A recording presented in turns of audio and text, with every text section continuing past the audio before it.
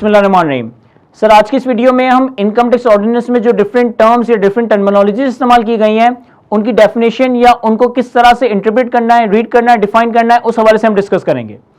देखिए, income tax ordinance 2001 का ये लॉ इंग्लिश में ड्राफ्ट किया गया है और जब ये लॉ इंग्लिश में ड्राफ्ट किया गया है तो इस लॉ में इंग्लिश के हंड्रेड्स या even thousands of words, terms, terminologies इस्तेमाल की गई है।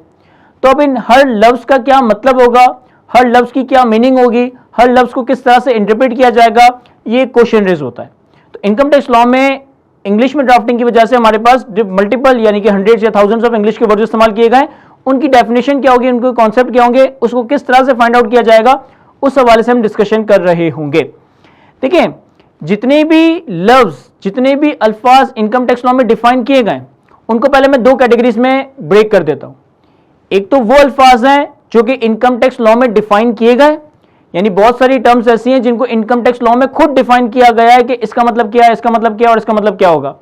और बहुत सारी टर्म्स ऐसी हैं जिनको इनकम टैक्स लॉ में डिफाइन नहीं किया गया। सबसे पहले अगर मैं बात करूं उन अल्फाजों की, उन वर्ड्स की जिनको इनकम टैक्स लॉ में डिफाइन ही नहीं किया गया। सर अगर तो कोई लफ्ज ऐसा है, अगर तो कोई वर्ड या टर्म ऐसा है जिनको इनकम टैक्स लॉ में डिफाइन नहीं किया गया, सर उसकी मीनिंग के लिए हम जनरल डिक्शनरी मीनिंग ही देख रहे होंगे। यानी हम देखेंगे कि अगर कोई लफ्ज इनकम टैक्स लॉ में इस्तेमाल हुआ है तो इसकी कॉमन डिक्शनरी मीनिंग क्या है, या फिर पास्ट में अगर उस लफ्ज के ऊपर कोई डिस्प्यूट अराइज हुआ है तो हमारी कोर्ट्स ने, हमारी कोर्ट ऑफ लॉ ने उस लफ्ज को किस तरह से डिफाइन किया है। तो अगर तो कोई टर्म ऐसी है जो कि टैक्स लॉ में डिफाइन नहीं की गई, उसकी मीनिंग के लिए, उसकी इंटरप्रिटेशन के लिए हम कॉमन डिक्शनरी मीनिंग देख रहे होंगे। उसकी मीनिंग के लिए, उसकी इंटरप्रिटेशन के लिए हम कोर्ट ऑफ लॉ के डिसीजंस या जजमेंट्स को देख रहे होंगे। फिर हम बात करते हैं उन अल्फाजों की, उन वर्ड्स की जिनको टैक्स लॉ में डिफाइन किया गया है। अब टैक्स लॉ में जो चीजों को डिफाइन किया गया है ना, उनकी प्लेसमेंट्स भी दो जगह पर है। एक हमारे पास टैक्स लॉ का सेक्शन है सेक्शन 2 जिसका टाइटल ही है डेफिनेशंस। एक हमारे पास इनकम टैक्स ऑर्डिनेंस में सेक्शन है सेक्शन 2 जिसका टाइटल ही है डेफिनेशंस। इस सेक्शन के अंदर बहुत सारी टर्म्स को, सैकड़ों टर्म्स को डिफाइन किया गया है कि भाई इसका मतलब क्या है, इसका मतलब क्या है, इसका मतलब क्या है, इसके क्या मीनिंग्स हैं। और सेक्शन 2 में जो डेफिनेशंस प्रोवाइडेड हैं, इसके अलावा बहुत सारी चीजों की डेफिनेशंस इनकम टैक्स ऑर्डिनेंस के मल्टीपल सेक्शंस में डिफरेंट डिफरेंट जगहों पर प्रोवाइड है। अब क्या फर्क है उन डेफिनेशंस का जो कि सेक्शन 2 में दी गई है और क्या फर्क है उन डेफिनेशंस का जो कि इनकम टैक्स ऑर्डिनेंस के बाकी सारे सेक्शंस में दी गई है। देखिए, इनकम टैक्स ऑर्डिनेंस का सेक्शन 2 जिसका टाइटल ही डेफिनेशंस है, सेक्शन 2 में जो हमारे पास डेफिनेशंस आ रही हैं वो लफ्ज इनकम टैक्स ऑर्डिनेंस में जहां भी इस्तेमाल हुए हैं उनके मीनिंग्स के लिए आप सेक्शन 2 की ही डेफिनेशन को रेफर कर रहे होंगे। फॉर एग्जाम्पल, टैक्स का लफ्ज आपके टैक्स लॉ में सेक्शन 2 में डिफाइन किया गया है, तो पूरे इनकम टैक्स ऑर्डिनेंस में जहां जहां टैक्स का लफ्ज आएगा हम सेक्शन 2 की डेफिनेशन को देख रहे होंगे। फॉर एग्जाम्पल, इनकम का लफ्ज आपके टैक्स लॉ में सेक्शन 2 में डिफाइन किया गया है, तो पूरे टैक्स लॉ में जहां जहां इनकम का लफ्ज आएगा उसके लिए हम सेक्शन 2 की डेफिनेशन को रेफर कर रहे होंगे। तो वो वर्ड्स, वो टर्म्स, वो टर्मिनोलॉजीज जो कि इनकम टैक्स ऑर्डिनेंस के सेक्शन 2 में डिफाइन की गई हैं, सर उनकी application for the purpose of entire ordinance होगी। यानी कि जहां जहां वो टर्म्स, जहां जहां वो टर्मिनोलॉजी इस्तेमाल होंगी हम सेक्शन 2 की डेफिनेशन या सेक्शन 2 की डेफिनेशन को रेफर कर रहे होंगे। इसके अलावा कुछ डेफिनेशंस ऐसी हैं जो कि सेक्शन 2 के अलावा बाकी सेक्शंस में दी हुई हैं। फॉर एग्जाम्पल, एक लफ्ज सेक्शन 16 में डिफाइन किया गया है, एक लफ्ज सेक्शन 153 में डिफाइन किया गया है। बाकी जगहों पर किसी भी लफ्ज या किसी भी टर्म को अगर डिफाइन किया गया है तो वो डेफिनेशन सिर्फ उस स्पेसिफिक सेक्शन तक रिस्ट्रिक्ट रहेगी, वो डेफिनेशन सिर्फ उस सेक्शन तक ही रिस्ट्रिक्ट रहेगी। उस डेफिनेशन को आप पूरे इनकम टैक्स लॉ में हर जगह पे अप्लाई नहीं कर रहे होंगे।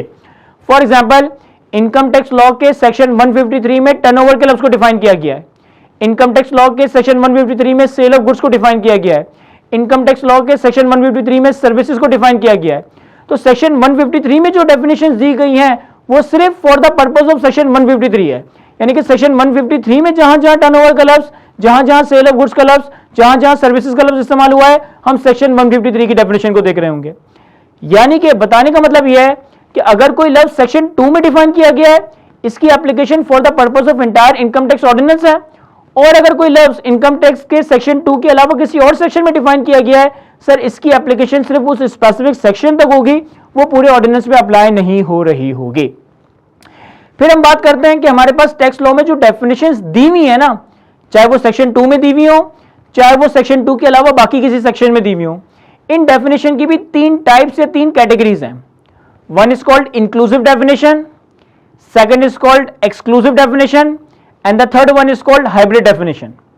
सर अब इंक्लूसिव, एक्सक्लूसिव या हाइब्रिड डेफिनेशन क्या होता है और हमें कैसे पता चलेगा कि डेफिनेशन इंक्लूसिव है, एक्सक्लूसिव है, हाइब्रिड है, इसको समझते हैं। सर वो डेफिनेशंस जो कि इंक्लूड्स के लफ्ज से स्टार्ट हो, वो डेफिनेशन जो कि इंक्लूड्स के लफ्ज से स्टार्ट हो, these are called inclusive definition.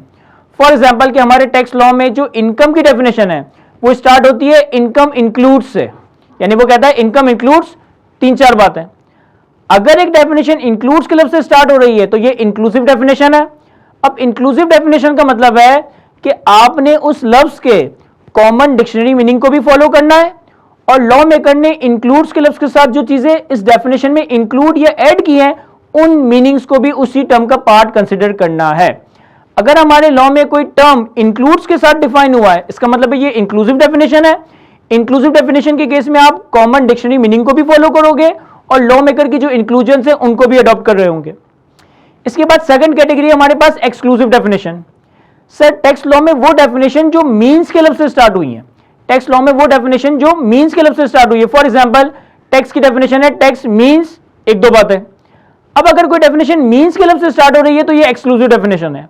और अगर कोई डेफिनेशन एक्सक्लूसिव डेफिनेशन है तो अब इस केस में आपने उस लफ्ज के, उस टर्म के कॉमन डिक्शनरी मीनिंग को नहीं देखना, बस लॉ मेकर ने जो डेफिनेशन प्रोवाइड की है सिर्फ उसी डेफिनेशन को रेफर करना है, उसी डेफिनेशन को अडॉप्ट करना है।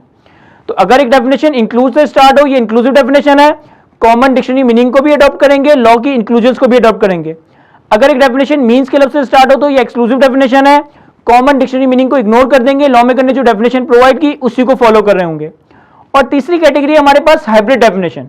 हाइब्रिड डेफिनेशन एक ऐसी डेफिनेशन है जो कि स्टार्ट मीन्स के लफ्ज से होगी लेकिन आगे जाकर उसमें इंक्लूड्स का लफ्ज भी आ रहा होगा। फॉर एग्जांपल कि हमारे टेक्स्ट लॉ में रेंट की डेफिनेशन दी हुई है, रेंट मीन्स कुछ बातें एंड इंक्लूड्स कुछ बातें। अगर एक डेफिनेशन ऐसी है जिसमें मीन्स से स्टार्ट हो रहा है और आगे जाके इंक्लूड्स का लफ्ज भी आ रहा है तो ये डेफिनेशन कहलाई जाएगी हाइब्रिड डेफिनेशन। हाइब्रिड डेफिनेशन के केस में भी आप उस टर्म के, आप उस लफ्ज के कॉमन डिक्शनरी मीनिंग को इग्नोर कर दोगे। लॉ मेकर ने हाइब्रिड डेफिनेशन में जो डेफिनेशन दी, जो चीजें इंक्लूड की, बस उसी मीनिंग्स को हम अडॉप्ट कर रहे होंगे। तो क्विकली अगर मैं रिपीट करूं, बहुत सारी टर्म्स टेक्स्ट लॉ में डिफाइंड है, बहुत सारी टर्म्स टेक्स्ट लॉ में डिफाइंड नहीं है। वो टर्म्स जो टेक्स्ट लॉ में डिफाइंड नहीं है उनके लिए हम कॉमन डिक्शनरी मीनिंग को देखेंगे, केस लॉ की interpretation, high court, supreme court के जजमेंट्स को देख रहे होंगे। वो टर्म्स जो कि इनकम टैक्स लॉ में डिफाइंड है, हम ये देखेंगे कि कहां डिफाइंड है, या तो सेक्शन 2 में या किसी और सेक्शन में। अगर सेक्शन 2 में डेफिनेशन दी हुई है तो वो definition for the purpose of entire ordinance है, यानी ऑर्डिनेंस में वो लफ्ज जहां जहां इस्तेमाल हुआ सेक्शन 2 की डेफिनेशन से मदद लेंगे। और अगर कोई लफ्ज सेक्शन 2 के अलावा किसी और सेक्शन में डिफाइन हुआ है, उस लफ्ज का मतलब सिर्फ उस सेक्शन तक रिस्ट्रिक्ट रहेगा, बाकी ऑर्डिनेंस में अप्लाई नहीं होगा। जितनी भी चीजें टेक्स्ट लॉ में डिफाइन की गई हैं 3 तरह से डिफाइन की गई है, इंक्लूसिव डेफिनेशन, एक्सक्लूसिव डेफिनेशन या हाइब्रिड डेफिनेशन। अगर एक डेफिनेशन इंक्लूड से स्टार्ट हो रही है, ये इंक्लूसिव डेफिनेशन है।